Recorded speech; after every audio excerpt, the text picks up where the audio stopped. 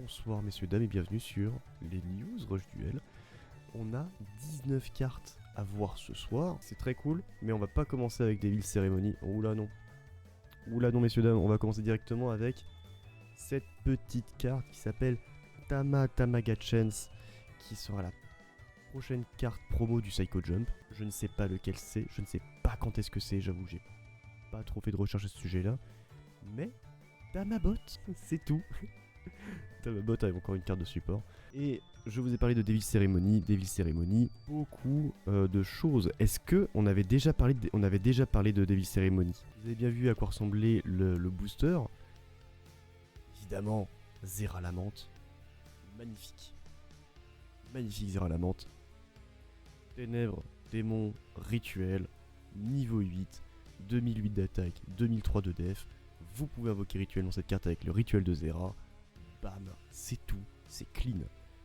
Vous pouvez vous en douter, s'il y a Zera la menthe, le OG, ça veut dire qu'il va y avoir un autre Zera la menthe, le démon maléfique, qui est magnifique aussi, clairement. Ténèbres démon rituel de niveau 8, les mêmes stats que notre très cher Zera. Vous avez un monstre normal avec 1600 d'attaque dans votre cimetière durant la même phase où vous avez invoqué rituellement cette carte. Il y en a très peu des monstres 1600. Nous avons Raynak par exemple, le Zera, hein, tout simplement, c'est le guerrier de Zera qu'on va voir. Il y a un autre aussi, Galaxie Ténèbres, dont j'ai oublié le nom, je crois que c'est le Cavalpal, qui est aussi un monstre normal qui a 1600 d'attaque. On a quand même du matos pour pouvoir avoir ce petit truc là. On peut invoquer spécialement un monstre de type démon, sauf un monstre à effet. Donc on peut invoquer un monstre normal démon. Ils ont pré-shot le coup pour éviter d'avoir des problèmes avec les rebelles royaux. La suivante, je vous l'ai dit, guerrier de Zera, hein, on connaît Terre guerrier, niveau 4, normal, 1600 d'attaque et de défense, c'est un gros bébé, et je trouve ça très surprenant qu'il ne l'ait pas mis en légende, pour le coup. Parce que quand même 1600 d'attaque et de défense, ça mériterait presque une légende, mais s'il l'avait fait en légende, ça risquait fortement d'emmerder le deck, et qu'il soit très très lent, et pas du tout consistant, et juste horrible à jouer en fait. Le chevalier de Zera a autre chose, le guerrier de Zera pardon, a une petite évolution lui aussi, c'est le vagabond de Zera, un monstre terre guerrier de niveau 8, 2300 d'attaque et 1600 de défense aussi. On peut invoquer par sacrifice cette carte en position d'attaque en sacrifiant un monstre normal avec 1600 d'attaque d'origine. Pas de condition d'activation, mais son effet c'est poser un rituel de Zera depuis votre cimetière dans la zone magie piège. C'est entièrement gratuit. J'aurais préféré que la condition soit le tour où vous avez invoqué normalement cette carte. Ou au moins le tour où vous avez invoqué cette carte, on peut poser un rituel parce que sinon tu sais dire que tu peux le faire à chaque tour. Et c'est terrible. En parlant du rituel de Zera, le voici, le voilà, vous le connaissez, hein, c'est Logi aussi. Hein. Invoquer rituellement Zera la menthe en envoyant des monstres depuis votre main et ou terrain. Depuis votre main. Et oui, depuis votre main et ou terrain au cimetière dont le niveau total est égal à minimum 8 comme matériel. Alors c'est spécifique à Zera la menthe, c'est pas Zera le démon furieux là, je sais plus quoi. Mais là on peut le faire depuis la main. Et ça c'est très important.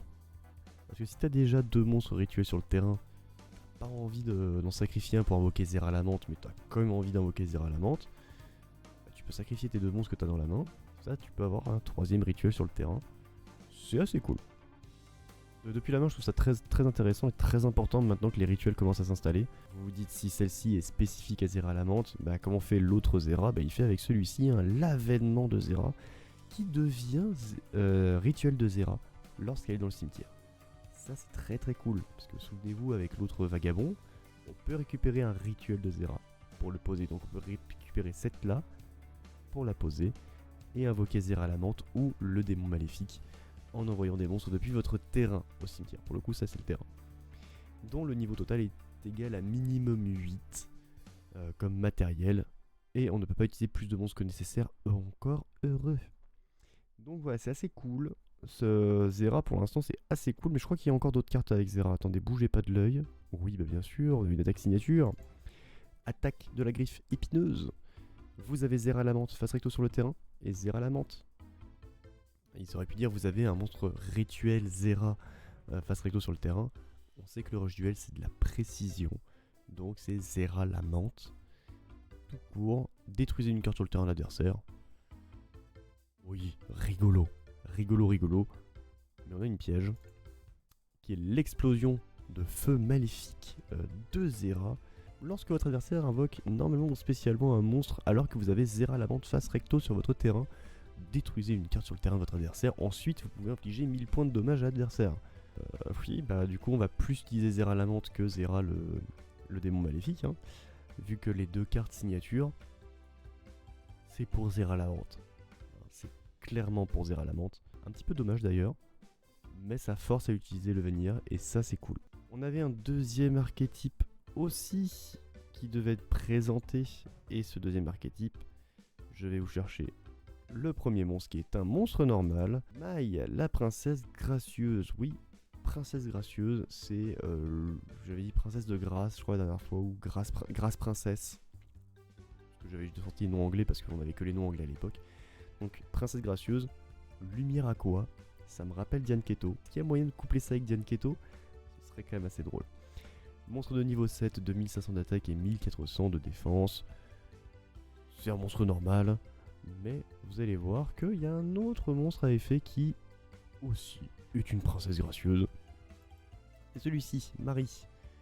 Lumière aqua également, niveau 7, 2000 d'attaque, 1400 de défense. Vous pouvez invoquer spécialement cette carte depuis votre main, face recto sur votre terrain, en révélant un monstre normal aqua lumière avec 1400 de défense dans votre main. L'autre monstre d'avant évidemment, mais je pense qu'il en existe un petit paquet. Envoyez une carte depuis votre main au cimetière, tout ça pourquoi? Gagner 600 points d'attaque jusqu'à la fin du tour. Ensuite, on peut ajouter un monstre Kana, la princesse gracieuse, ou une cérémonie d'essayage de Akama gracieux. Ouh, tout ça depuis le cimetière. Hein. Qu'est-ce que c'est que cérémonie d'essayage? Invoquez rituellement Mai, la princesse gracieuse éternelle, ou Marie, la princesse gracieuse éternelle, en envoyant des monstres de type aqua lumière depuis votre main et ou le terrain au cimetière, dont le niveau total est égal à minimum 9 comme matériel. On peut pas utiliser plus de monstres que nécessaire évidemment. Et on ne peut pas utiliser de monstres à effet dans la main comme matériel. C'est plus restrictif que Zera. Et en soi c'est pas plus mal. Mai, la princesse gracieuse éternelle, lumière aqua rituelle de niveau 9, 2700 d'attaque, 1400 de défense. Durant votre main phase où vous avez invoqué spécialement cette carte, envoyez la carte du dessus de votre deck au cimetière. Cette carte ne peut pas être détruite par des effets de carte de votre adversaire jusqu'à la fin de son prochain tour. Très bien, franchement parfait, pépite, tout ce qu'on aime. Et suite, oui, et suite, parce que je sais pas écrire. Si vous avez Kana, la princesse gracieuse, dans votre cimetière, vous pouvez détruire un monstre sur le terrain de votre adversaire, et si on le fait, cette carte ne peut pas attaquer directement ce tour. Et ça c'est bien. Non, c'est équilibré. En vrai c'est très équilibré. On voit que la pierre angulaire du deck du coup c'est Kana, la princesse gracieuse. Donc je crois que c'est le monstre normal hein, qu'on a vu un peu plus tôt. J'ai dit qu'il y avait un autre monstre rituel, hein, le voici, le voilà, Marie, la princesse gracieuse éternelle. Lumière aqua rituel, niveau 9, 2500 d'attaque et 1400 de défense. Durant votre main phase où vous avez invoqué spécialement cette carte, envoyez la carte du dessus de votre deck au cimetière. Cette carte gagne 700 d'attaque jusqu'à la fin du tour, ce qui lui fait quand même un sacré boost d'attaque. Ensuite, si vous avez Kana, la princesse gracieuse, dans votre cimetière, cette carte peut taper 2 fois sur des monstres, et uniquement des monstres. Ça reste quand même très intéressant comme deck. On a une deuxième carte magie, c'est une magie normale, journal du bonheur gracieux. On a minimum 3 monstres de type aqua lumière dans votre cimetière. Dévoilez les 3 cartes du dessus de votre deck, révélez-les. Ajoutez un monstre de type aqua lumière ou une magie rituelle dévoilée à la main. On place les cartes restantes au-dessous du deck dans l'ordre de votre choix. Ça me rappelle cette même carte, c'est exactement la même pour modèle plasmatique. On a parlé un petit peu au début d'Axelrod, c'est la même. Modèle plasmatique, j'ai essayé le deck, ça peut monter très très haut en attaque et c'est très très cool. On va en parler dans pas longtemps, mais avant, un petit chat. Un chat gracieux, lumière aqua de niveau 2 qui a 1400 de défense évidemment et 0 d'attaque. La condition c'est changer cette carte en position d'attaque en position de défense, donc tu peux le faire dès son invocation, c'est assez cool. dévoiler les 6 cartes du dessus de votre deck. Vous poussez. Non mais je sais vraiment plus écrire. Vous pouvez choisir un Canna Princesse Gracieuse parmi les cartes révélées et ajoutez-la à votre main. Placez le reste des cartes sous votre deck dans l'ordre de votre choix. Donc là où vous avez vu des fautes d'orthographe, c'est parce que je les ai traduits moi-même. Habituellement je prends sur Yugi News avec les traductions de Yorisama. Là s'il y a des fautes d'orthographe, je les ai faites moi-même. J'ai juste tapé très vite. C'est pas si grave. Oui, bon bah écoutez, le chat. Encore une fois, tu peux récupérer une Canna. Tu en dévoiles 6. Donc au pire des cas, si t'as pas Canna, tu sais que tu peux le récupérer rapidement derrière. Parce que 6 cartes, c'est quand même énorme. C'est plus qu'une draw maximale. Donc ouais. Je pense pas que cette carte sera jouée en x3, hein, clairement. Mais c'est quand même une petite carte relativement sympa. Autre carte sympa, et on va revenir sur modèle plasmatique. Parce que c'est du support en direct. On avait vu Mjolnir la dernière fois, on avait vu son artwork. Bon là on sait que c'est une Overrush rare. Et puis en plus, quelle Overrush rare, elle est magnifique. C'est un monstre tonnerre lumière de niveau 5 qui a 1500 d'attaque et 500 de défense.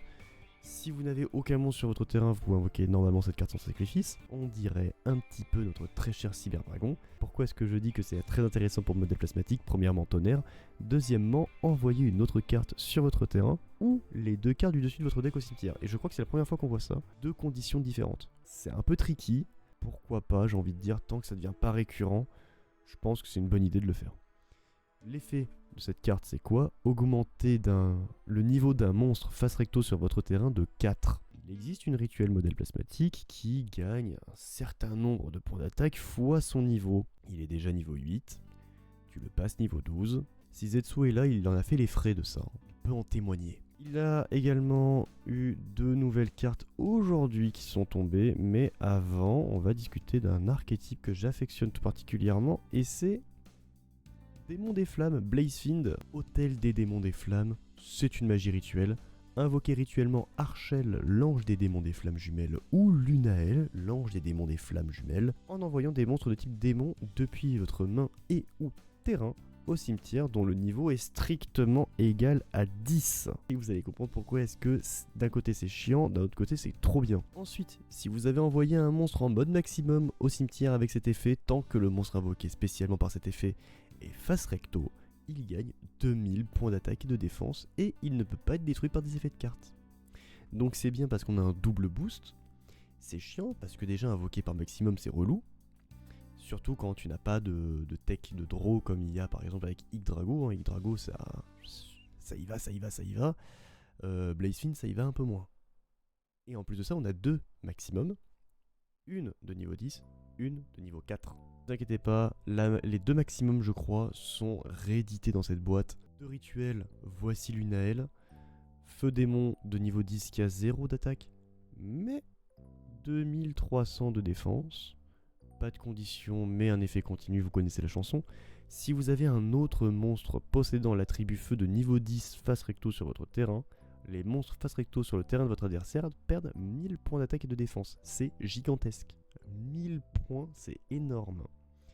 Si vous avez minimum 3 monstres maximum dans votre cimetière, ce qui peut arriver si on invoque avec la rituelle et le monstre maximum bien sûr, votre adversaire ne peut pas activer de carte piège lorsque votre monstre possédant l'attribut feu de niveau 10 déclare une attaque. Très spécifique, très situationnel, mais ça reste intéressant. Voyons voir ce que dit l'autre. Archel.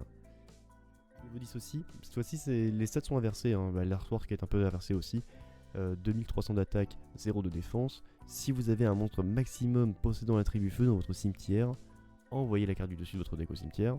Cette carte gagne une attaque égale au nombre de monstres maximum feu dans votre cimetière x 300. Déjà, tu gagnes 900 déjà de base. Je vous ai dit qu'il y avait 2 monstres maximum, donc si tu en plus tu envoies des parties de maximum du niveau 4, ça peut toujours être sympathique. Ensuite, si vous avez minimum 3 monstres maximum dans votre cimetière, cette carte inflige des dommages de combat perçants ce tour. Bah oui, parce que sinon c'est pas rigolo en fait. Donc déjà on peut gagner un total de 900 points d'attaque. On gagne 2000 d'attaque avec la magie rituelle. Et on fait des dommages de combat perçants. On peut gagner 2900, peut-être un peu plus. Dommage de combat perçant, bah écoutez, moi je dis oui. Hein. Mais on a un nouveau monstre, aussi un monstre du deck pour le coup, et c'est un monstre de niveau 10. Alors je n'avais pas la traduction officielle sous les yeux dès le début quand la carte est sortie, parce que j'ai traduit de mon côté. Hein. En tout cas, c'est un monstre démon feu de niveau 10 qui a 2400 d'attaque et 0 de défense. Le nom de cette carte, c'est Zébult, le seigneur des démons des flammes. Vous pouvez envoyer les deux autres cartes depuis votre main au cimetière, invoquer spécialement cette carte face recto depuis votre main. Ces deux autres cartes et pas deux autres monstres. Donc si t'as tes deux rituels déjà et que tu veux invoquer celui-ci sans sacrifier tes rituels, bah t'envoies juste deux cartes random de ta main. T'invoques spécialement cette carte. Pour peu que les monstres que les cartes que t'envoies ce sont des monstres maximum. C'est ce que ça veut dire, hein, boost d'attaque. Durant votre main phase, vous avez invoqué normalement ou spécialement cette carte. On peut choisir un monstre de niveau 10 d'attribut feu et de type démon avec une autre attaque que 2400 dans le cimetière. Les rituels par exemple, les maximums par exemple. Invoqué spécialement sur votre terrain en position de défense face recto, puis vous pouvez choisir un monstre rituel face recto sur votre terrain et changer sa position. Ça veut dire quoi? Ça veut dire que soit tu peux récupérer celui qui a 2300 de défense et tu le laisses en mode def, soit tu récupères celui qui a 2300 d'attaque et vu qu'il a 0 point de défense, bah tu le mets en position d'attaque. Très très bonne carte pour ce que le deck Blazefiend est en train de devenir. Après, est-ce que les rituels c'est vraiment giga intéressant? Ouais, quand même. Ça te permet de faire pas mal de dégâts. On a une autre carte qui a été rééditée ce coup-ci, hein, c'est Lucilès. Donc ça, je vous laisserai lire, je vous laisserai faire mettre pause et lire cette carte. La dernière carte, c'est celle-ci, l'ogre du mauvais augure de Yami-Makai. Un monstre ténèbres démon. On connaît le Yami-Makai. Hein. D'ailleurs, c'est un petit lien avec DDD aussi, hein, Yami-Makai, on s'en souvient. Le contrat des ténèbres avec Yami-Makai. Il est de niveau 5 celui-ci, il a 1600 d'attaque, 1300 de défense. Durant votre main phase où vous avez invoqué normalement spécialement cette carte, on peut envoyer une carte de notre main au cimetière. Ensuite, on peut invoquer spécialement un vagabond de Zera depuis le cimetière sur votre terrain en position de défense face recto. Je sais pas si c'est vraiment utile, mais c'est cool. C'est tout pour les cartes. Maintenant, parler de notre très cher banlist. Il y a une banlist qui est tombée et qui sera effective, je crois, le 8 juillet. Donc, on va juste s'intéresser à ce qui est nouvellement banni, nouvellement limité, nouvellement semi-limité et nouvellement déban. On va commencer déjà par la déban. Donc, il y a une seule carte qui était déban, c'est le Thunderbolt The Blazing Thunder. Elle était semi-limitée, elle n'est plus limitée. Voilà, je connais pas la carte. Je vais pas m'arrêter là-dessus, je connais pas la carte. Il y a plein de cartes que je ne connais pas, je vais pas donner mon avis dessus, comme par exemple pour les semi-limités, la Berry Fresh Shy. Je connais pas. Ciela, ça me dit quelque chose. Ciela The Skysaver Knight, qui étaient toutes les deux des limitées qui sont passées à semi-limitées, donc ça veut dire qu'elles sont mieux jouables maintenant, c'est moins impactant dans la méta actuelle. Par contre, une carte que je connais qui était Unlimited et qui passe en semi-limité, c'est Ghost Cyclone, et on la connaît avec Duel Links, celle-ci, Cyclone Fantôme, qui est déjà limitée à 3 je crois sur Duel Links. Celle-ci, elle est limitée à 2 maintenant, alors je vois pas trop pourquoi, mais pourquoi pas, j'ai envie de dire. Peut-être qu'il y a trop de pet MP, ils veulent retirer des pet MP. J'en sais trop rien. On a aussi Elemental Circulation, que je ne connais pas non plus, mais qui était pas limité, qui devient semi-limité. On a aussi, et là on la connaît toute, hein, celle-là, l'égotiste élégant, qui devient semi-limité. C'est la première carte Harpie à être touchée, parce que Harpie, c'est le tier 0. Pour vous donner une ordre d'idée, les TCGistes, ça fait hyper dégradant dit comme ça, mais c'est pas du tout le cas. Harpie a le même syndrome que Salamandre. Tu pouvais acheter le deck de structure, tu pouvais faire top 1 avec. C'est exactement ce qui s'est passé avec Harpie, parce que Harpie, lors de la dernière Galaxy Cup, sur un top 4, il y a 100% de Harpie. Et je me demande combien est-ce qu'il y en a en dessous maintenant que j'y pense. Mais à mon avis, il y a eu beaucoup trop de Harpie. C'est pour ça que Konami s'est dit Harpie c'est ciao. Delirium Embrace, c'est une carte qui est limitée alors qu'elle était semi-limitée. On connaît Delirium, on en a déjà parlé sur cette chaîne. C'est des super polis. Voilà, en gros, ce sont des super polis. Animagica, Gardna. Alors, Animagica, on en a un petit peu parlé très brièvement. Pareil, c'était une carte qui était illimitée, qui devient limité. Et ensuite, nous avons Harpie Lady 2, Harpie Lady 1, Harpie Lady Petmaster, Harpie Lady 1, 2 et 3 qui sont limités. Donc c'est la fusion hein, Harpie Lady 1 et 2 et 3. Tout ça, tout ce petit beau monde est limité à 1. Voilà, donc Zetsu est content parce qu'il a fait les frais du deck. J'ai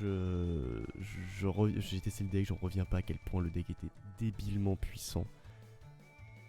Et il n'y a aucune carte interdite. Voilà, faut le préciser, aucune nouvelle carte a été interdite. Sur ce, messieurs, dames, je vous souhaite une excellente soirée parce que c'est la fin des news. Comme je le disais, bonne soirée à vous. N'hésitez pas à faire un tour au niveau des sponsors, ça fait longtemps que je n'ai pas parlé de ça. Tous les liens sont en description et si vous voulez nous faire un petit coucou, bah venez, hein, clairement. C'est fait pour débattre et compagnie. Sur ce, messieurs, dames, bonne soirée à vous et à la semaine prochaine pour de nouvelles cartes.